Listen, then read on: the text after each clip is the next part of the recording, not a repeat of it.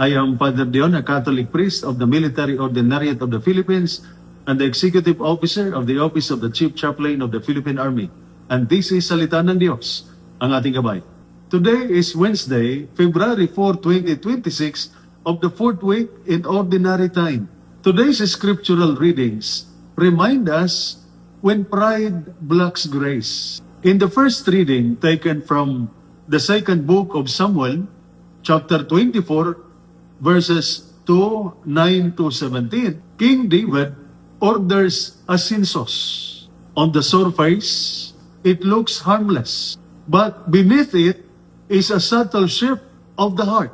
David begins to trust numbers more than God. He measures strength by head count instead of faith. Only later does he realize his mistake, and his heart breaks. This is a warning for all of us. Success can slowly replace dependence on God. Competence can turn into control. Leadership can turn into self-reliance. David repents, not with excuses, but with humility. I have sinned greatly.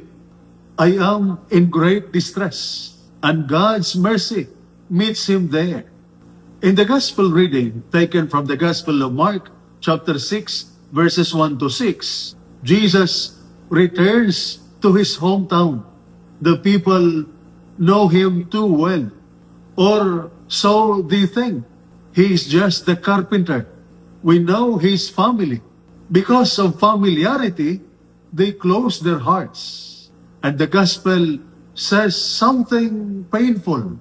Jesus could not work mighty deed there, or he could not perform miracles. Not because he lacked power, but because they, the people, lack openness. This teaches us something sobering.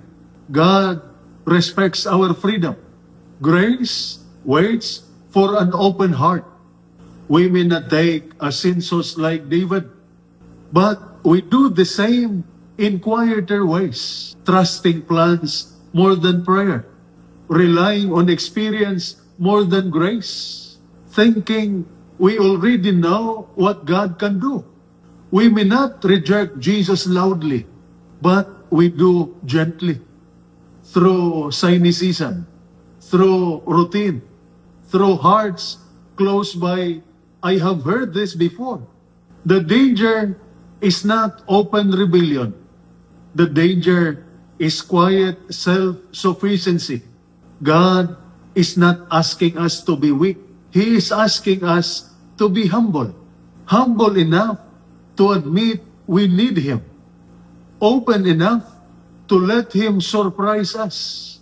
Trusting enough to place our security back in His hands. Where humility lives, grace flows. And this is Salita ng Diyos, ang ating gabay. Let us pray. Lord God, protect our hearts from pride and closed minds. Teach us to trust you more than our own strength and to welcome you even when you come to us in ordinary ways. Keep us humble, open, and dependent on your grace through Christ our Lord. Amen. And may the Almighty God bless you and your family, the Father, the Son, and the Holy Spirit. Amen. Holy Mary, Mother of God, pray for us. Saint Michael the Archangel, Prince of the Church, protect us. Amen.